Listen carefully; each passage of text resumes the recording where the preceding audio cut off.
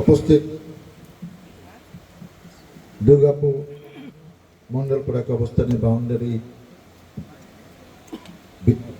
উদ্বোধনী এই অনুষ্ঠানের সম্মানিত সভাপতি, উপস্থিত বিএনপি অঙ্গ সংগঠনের বিভিন্ন পর্যায়ের নেতৃবৃন্দ, উপস্থিত এলাকা মুরব্বিয়ান সুধীমণ্ডলী, আসসালামু আলাইকুম। আর 10 মিনিটের মধ্যে আজান দিবে, তাই আমার বক্তৃতাও আমি এর মধ্যে শেষ করার চেষ্টা করবো। আর আমাদের যেটা প্রধান কাজ উদ্বোধনী হয়েছে, আরেকটা বাড়তি কাজ হয়েছে যেটা নিয়ে আপনারা অনেকে চিন্তিত থাকতেন, যে একটা উল্লেখযোগ্য টাকা কিন্তু আজকে আমরা পেয়ে গেলাম এবং এটা চলমান প্রক্রিয়া।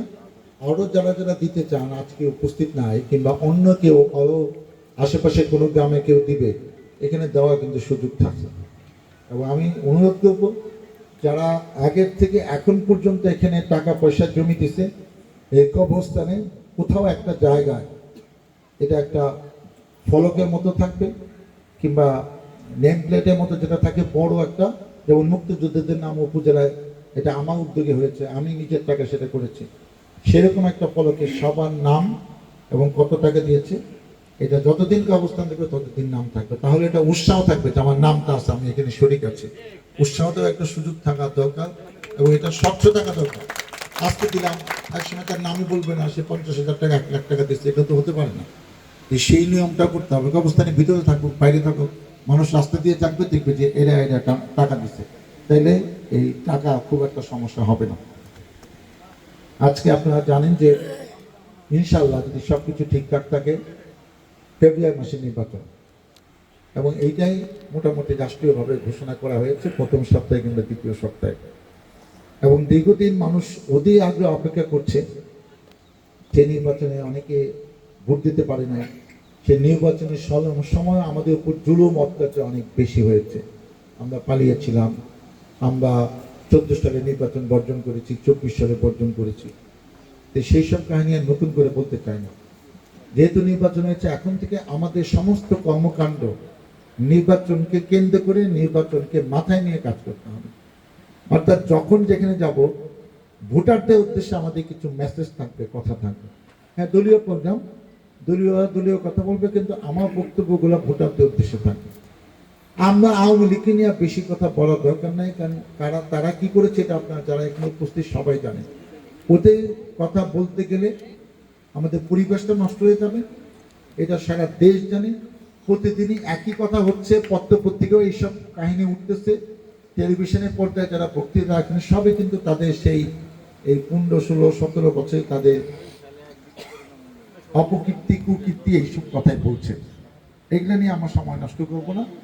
তারা ঠিক কাজটা করতে পারে নাই, জনগণের কথা ভাবে নাই, অতএব জনগণ তাদের কথা এখন খুব একটা ভাবে এটা আমি মনে করি না।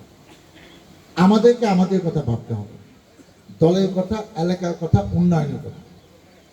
এবং আমরা যেখানে যাব, সেটা মসজিদে নামাজ পড়তে যাই, এটা যাই, আমরা এমন কাজগুলো করবো যেন মানুষ বুঝে যে না, ইলেকশনের প্রস্তুতি চলছে এবং উনি একজন প্রার্থী, ওনার আচরণে সেটা বোঝা যাচ্ছে। দলের কাজও হবে সেরকম, এবং আমরা যেখানে যাব সেই কাজগুলো যেন এখন থেকে করি। এবং চট্টগ্রাম আমাদের ব্যক্তিগত স্বার্থে, যেমন এটা এখানে কোনো সরকারি অনুদান নাই, যারা দিচ্ছি সবাই ধরে নিচ্ছি যে আমি সহ এরা বিএনপি সমর্থক, বিএনপির নেতা, বিএনপিকে ভালোবাসে এবং এইসব উন্নয়নমূলক কাজে এইসব ব্যক্তি পরিবার দীর্ঘদিন জড়িত আছে দেখেই তাদের ইচ্ছা করছে, তাদের আন্তরিকতা যেন এখানে কম বেশি শরিক থাকে। এবং নিজেরা উদ্যোগ নিলে যে অনেক বড় বড় কাজও করা সম্ভব, তা একটা ছিটে ফোটা নমুনা কিন্তু আপনারা আজকে দেখলেন।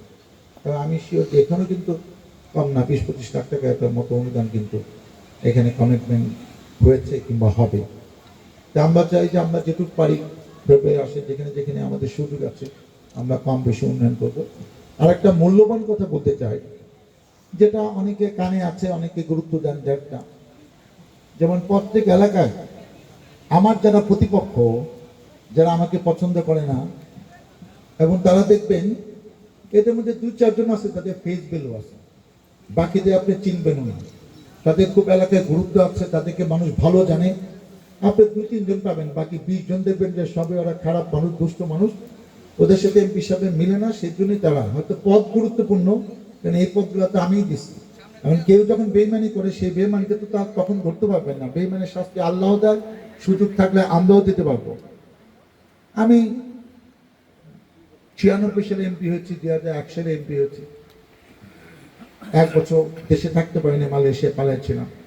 2009 সাল থেকে আমি এখানে এই দেশে আছি।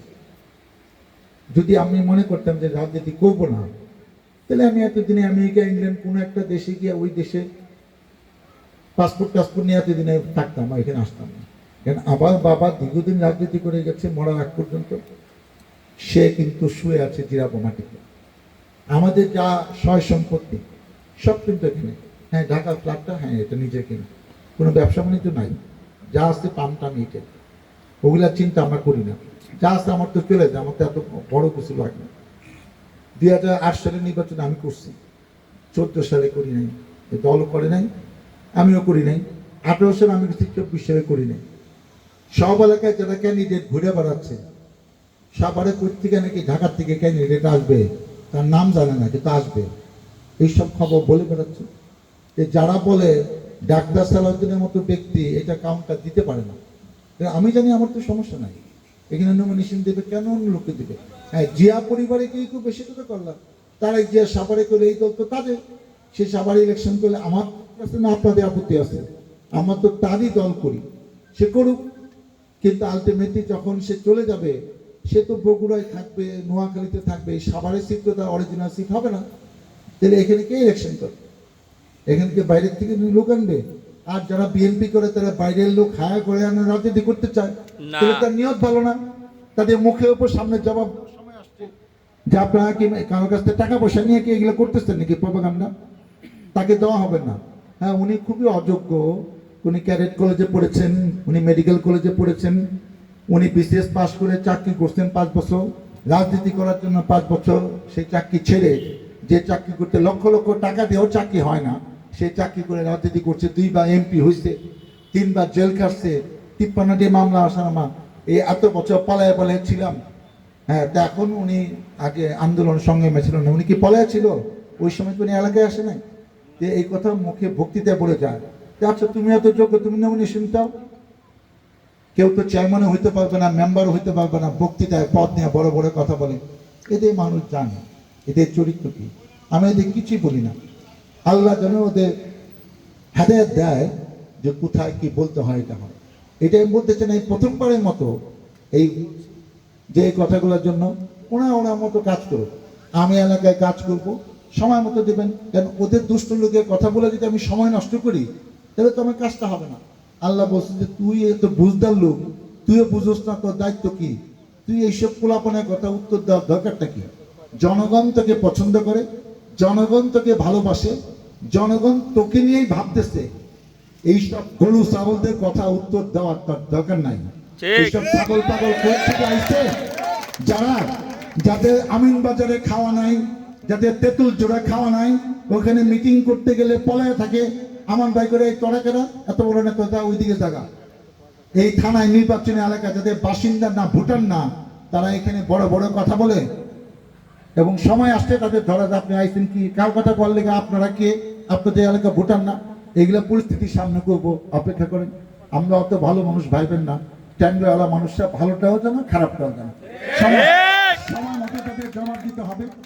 তাদের কি যোগ্যতা আছে, আমি ইলেকশন কবে করবে না করবে, ডরের চোখে যারা সমরে পথ ছেড়ে দিছে, সমর করছে তো কল্লা ফালাই দেবো, চেয়ারম্যানই ছেড়ে দিছে, তখন এখন এসা তারা বড় বড় কথা বলে যে আমি এমপি ক্যান্ডিডেট, অমুক ক্যান্ডিডেট। ঠিক আছে, দল যাকে দিবি ইলেকশন করবে, এত বড় বড় কথা বলার দরকার নেই। এই 3 দিন না, আরো দিন আছে, অপেক্ষা করেন। আমি আপনাদের উদ্দেশ্যে যে কথাটা বলতে চাই, আমার নিজের আত্মবিশ্বাস আছে, দল আমাকেই যোগ্য মনে করে এবং সময়ের মধ্যে দেখবেন দল তাকে মনোনয়ন দেয়। অতএব এটা আমার চিন্তা, আপনাদের চিন্তা। আপনারা এলাকায় কিভাবে উন্নয়ন করা যায়, কি করা যায়, সেগুলোর ব্যাপারে কোনো কথা থাকলে, পরামর্শ থাকলে আমাকে ডাইকেন, আমাকে বললেন, আমি আমার যথেষ্ট চেষ্টা করবো আপনাদের পাশে থাকবো। পরিশেষে আজকে আমি খুবই অবাক হয়েছি যে একটা বাউন্ডারি ওয়ালে কাজ উদ্বোধনী করতে এসে এই যারা ম্যাক্সিমাম মুরব্বীরা বসে আছে, এটা প্রমাণ করে আপনারা বিএনপিকে অনেক ভালোবাসেন এবং আপনাদের সন্তান ডাক্তার সালাউদ্দিনকেও আপনারা